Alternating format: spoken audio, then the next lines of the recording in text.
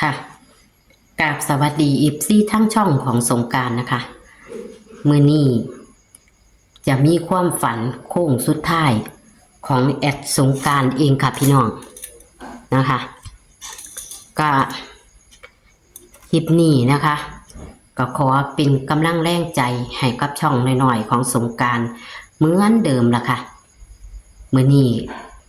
ย่ามมื้อเว้นก็บ่มีเวลาเนาะพี่น้องก็เลยมาอัดคลิปย่ามคืนเลยค่ะมื้ออื่นจะได้ส่งย่ามมื้อเช้าตะดึกนะคะพี่น้องโค้งสุดท้ายแอดก็ฝันตะหลายมื้อแล้วล่ะค่ะพี่น้องฝันตะหลายมื้อแล้วหรือว่าเลขความฝันของแอดที่ให้ไว้แล้วมันจะเข้าแล้วนะคะพี่น้องก็พี่น้องที่มีตัวเลขแนวทางหรือว่าอาจารย์ต่างๆหรือว่าเซียนต่างๆนะคะพ่อแม่ที่มีความฝันนะคะอยากเป็นสะพานบุญให้กับช่องของสงกรานต์ก็เชิญได้เด้อค่ะพี่น้องแอดจะขึ้นเบอร์โทรให้แทบทุกคลิปนะคะเพื่อที่จะมีพ่อแม่หรือว่าเซียนต่างๆเข้ามาให้ตัวเลขแนวทางสำหรับช่องน้อยๆของสงกรานต์นะคะพี่น้องผู้ใดมีตัวเลขเด็ดๆนะคะก็มาเป็นสะพานบุญให้กับช่องของสงกรานต์ในเด้อค่ะพี่น้องก็บ่ทันได้เติบโตอีหยังน้ำเพิ่นดอกเนาะคือเฮาสิไปสิมาเฮาก็ได้ใส่ทุนเฮาก็ได้ใส่เงินใส่ค่ำเนาะพี่น้องเนาะไปบ่ได้ไกลค่ะพี่น้องไปหาความฝันบ่ได้ไกลค่ะหาความฝันก็ได้อยู่น้ำบ้านได้น้ำผู้เคยเพิ่นเคยให้นะคะเพราะว่าเฮาไปเฮาก็ต้องมีน้ำชากาแฟหรือว่า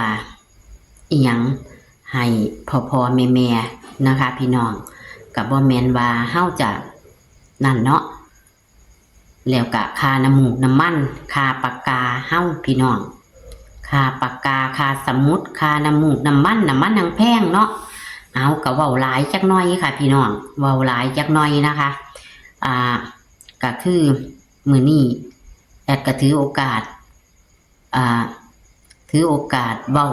ย่ำคืนนะคะเพราะว่ามื้ออื่นจะได้ส่งงานตะเช้านะคะเพื่อจะให้ท่านก็มีความฝันค่ะพี่น้องความฝันโค้งสุดท้ายนะคะก็หลายมื้อแล้วฝันพี่น้องฝันก็บ่ยาวดิพี่น้องฝันว่ามีงูใหญ่ตัวหนึ่งคือแอดไปดำหน้าพะนะดำหน้าคือสมัยเก่านี่อยู่ทางหัวหน้าพันมีผู้ใดบูเว้าว่ามาเบิ่งงูใหญ่ตัวอยู่ว่าซั่นพี่น้องขอเว้าว่าคำบานี้เด้อค่ะเด้อมีงูใหญ่ตัวอยู่นี่ว่าซั่นก็คำว่าตายเนาะค่ะพี่น้องเนาะมีงูใหญ่ตุยอยู่นี่อยู่ในหูอยู่ในโกนอยู่ในหูอยู่ในไสนี่ล่ะพี่น้องคือจังอยู่หัวหน้านี่ล่ะจังไหนจังไปเบิ่งหนีพี่น้องคิดย่านว่าสั่นป๊าดงูใหญ่อีหยังมาตัวใหญ่ค่ะแท้ป๊าดจังไหนจังมาตุยใดงูใหญ่ตนคือตุยใดเนาะนี่ผู้ใดเฮ็ดเนาะผู้ใดขาเนาะว่าสั่นย่านบ่กล้าเข้าไปใกล้แต่ว่างูใหญ่ตัวนั้นคือพญานาคนี่พี่น้องคือพญานาคเจ็ดสีเขียวมรกตเลยงามเสียดายป๊าดผู้ใดเฮ็ดเพิ่นว่าสั่นว่าจักผู้ใดเฮ็ดในความฝันหังว่าเพิ่นตุยนี่ล่ะกะฝันเห็นจำนั่นล่ะบ่กล้าเข้าใกล้เพิ่นซ้ำพี่น้องว่าเพิ่นตุยแล้วว่ากล้าก็ยังย่านเพิ่นอยู่ทางที่เพิ่นบ่เฮ็ดอีหยังเพิ่นก็นอนสมิงสมอยเลยบ่เฮ็ดหยังผู้ใดเลยบ่กระดุกกระดิกเลยหังเห็นแต่ว่าหังเห็นตัวใหญ่งามเป็นงูใหญ่พี่น้องนี่ล่ะเห็นซ้ำนี่ล่ะพี่น้องว่าสิตีจังไดสิตีคือแอดบ่แอดนี่ตี09งูใหญ่กับน้ำเก่าเนาะตะเก่าเนาะ เป็นคือพญานาคสีเขียวเป็นคือพญานาคแล้วกับ07แอดจะตีสองตัวนี้0907แล้วกับ109เพราะว่าเพิ่นตุยอยู่หน้าแล้วมูแอดก็ไปดำหน้าแอดมินก็ไปดำหน้ากับน้ำหนึ่งแอดคิดว่า1อาจจะมีนะคะก็เลยเอาตีเป็นเลข3ตัวแต่บ่ตัดให้พี่น้องก็คือ109พี่น้องตัดลิ้นเอาเด้อ1019ก็ได้แต่ว่า9กับ6ก็อาจจะเป็นตัวเดียวกันอย่าลืมกลับหัวนะคะแล้วก็มีฝันอีกเที่ย2พี่น้องห่างกันหลายมืออยู่หรอกฝันเที่ย2ห่างกันหลายมืออยู่มาฝันว่าลูกชายหลาอีกแล้วพี่น้องว่าสิแต่งงานเอาผู้สาวมาเฮียนมาให้แม่เบิงพี่น้องเอาผู้สาวมาเฮียนมาให้แม่เบิงแต่ว่าเคยฝันแบบนี้ฝันหน่อยๆนึงดิบ่ฝันหลายพี่น้องเห็นฮอดเป็นผู้สาวมาแอดก็บ่ได้ตีหยังหลายแอดบ่ตีแอดว่าสุดก่อนที่แอดเคยฝันเห็นลูกชายหลาเอามาออกเลขรถลูกชายเพราะว่ารถลูกชายก็จอดอยู่ใต้รางเฮียนแอดก็เลยคิดว่ามันจะเกี่ยวกับรถลูกชายอีกบ่ฝันสุดนั่นเอาอายุเขาลงเอาพศเขาลงบ่ออกไปออกเลขรถลูก6052เนี่ยอายุเขากับพศเขากับ34นั่นล่ะอายุ34ย่างเขา35เอาตะเกาขันฝันจังสี่จะออกเลขรถเขาเพราะว่ารถเขาอยู่ใต้รางแฟนเขาอาจจะเป็นรถเขาจังสิแม่พี่น้องงวดก่อนน่ะก็ออกเลขรถเขา60หรือ52เลยล่ะค่ะออกดีพี่น้องแต่มันสอดคล้องกันกับเลขบ้าน60ก็ได้มันภาพแฟนหรือว่าเขาภาพแฟนมาภาพผู้สาวมาบ้านหรือจะเป็นเลขบ้านแอดก็เอาเลขบ้านไว้นำนะคะพี่น้องเลขพศแอดบ่เอาไว้เพราะว่าเกิดพศ34นะคะเป็นอายุของลูกพอดีนะคะ34เนี่ยค่ะเอาตะเลขรถให้พี่น้องตัดเลนเอาบ้านนี้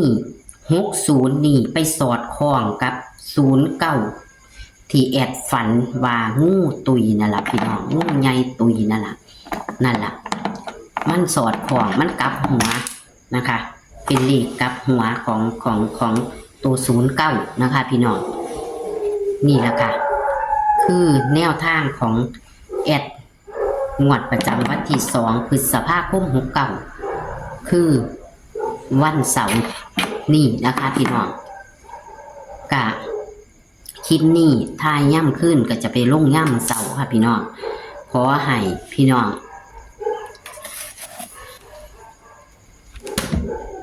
นี่แหละค่ะ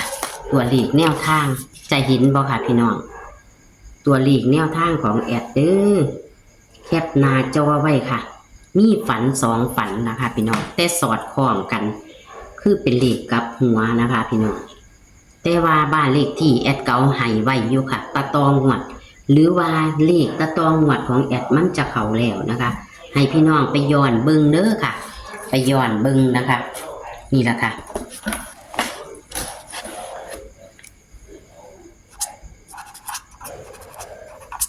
แอดนิ่นแอดมักคือ09เด้อค่ะพี่น้องแอดมักคือ09เด้อค่ะนิ่นเลยค่ะแอดมัก09นะคะพี่น้องนี่ค่ะตัวเลขแนวทางนิ่นคือ09นะคะพี่น้องเอาขอให้โชคให้หมานกับแอดสงกรานต์เหมือนเดิมนะคะพี่น้องขอคนละไลค์คนละแชร์นะคะมักกระจัดคัดกระพานเด้อค่ะเพราะว่าเฮากับบ่ฮู้ว่าเลขจะออกตัวใดนะคะของแอดกะบ่เข้ามา 2 งวดนะคะพี่น้องแต่ว่างวดนี้อาจจะเข่านะคะความฝันของแอดตะกี้กับเข่าสอนกันมาเป็น6-7 งวดพอดีพี่น้องจังมาหลุดนะคะคลิปนี้ก็ฝากไว้ซ้ำนี่ค่ะพี่น้องฝากเป็นแค่แนวทางเด้อค่ะซื้อฉลากกินแบ่งรัฐบาลไทยเฮ้านะคะหรือว่าจะหาขากับเข่ากับบ่ว่ากันนะคะก็เคยออกเคยเข่าอยู่ดอกค่ะพี่น้องโชคมันค่ะโชคมันให้มีเงินมีคำได้ทำบุญเนาะค่ะพี่น้องได้ซื้อแนวอยู่แนวกินโมนั่นละหรือว่าได้ใส่หนี้ใส่สินพุ่นละมันสิดีหลายเนาะพี่น้องได้ใส่หนี้ใส่สินพุ่นละมันสิดีคลิปนี้ก็มีความฝันมาฝากโค้งสุดท้ายกับมักก็คือ09นะคะพี่น้อง07กับมักอยู่ค่ะแต่เป็นตัวร่องนะคะคลิปนี้ก็ฝากไว้ซ้ำนี้ค่ะสวัสดีค่ะ